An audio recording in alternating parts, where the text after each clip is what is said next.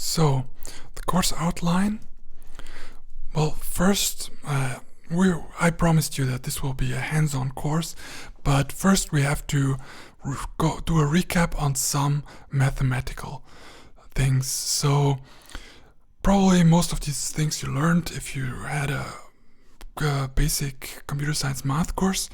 Nevertheless, we're going to go over them again to have everybody on the same level.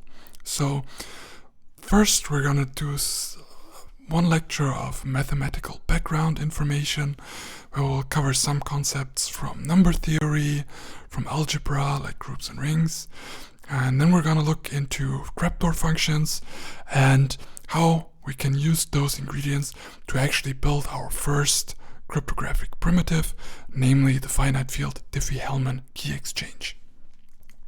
From then on, it's gonna get even more hands-on. So we're gonna look at elliptic curve cryptography, and there we're first gonna look at how curves actually work. Then we're gonna look at projective geometry. We're gonna look at the different kinds of elliptic curves being used today and how they're being used in practice, for example with point compression. Then we're going to look at digital signature systems and hashing. So you're going to implement digital signatures based on elliptic curves, and you're going to implement your own hash function and then a key derivation function based on that hash function.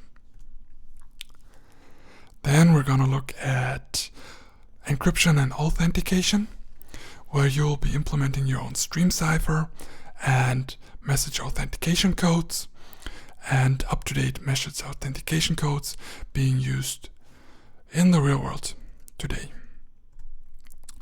Then, after covering those asymmetric and symmetric primitives, we're going to look into protocols, how to design them, what security the currently used protocols offer, like TLS for example.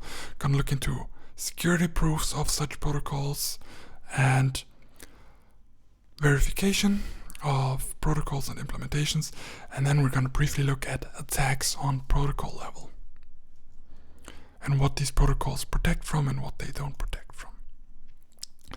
And then in the end we're going to do a quick sneak peek on the next generation of cryptography, that is post-quantum cryptography that is secure against adversaries that can actually use quantum computers. And we're going to look at next level protocols. So this is the course. We essentially have 6 topics, and that's where we're going to spend our time. Mostly you will hear a lecture then you will start implementing stuff and start understanding stuff.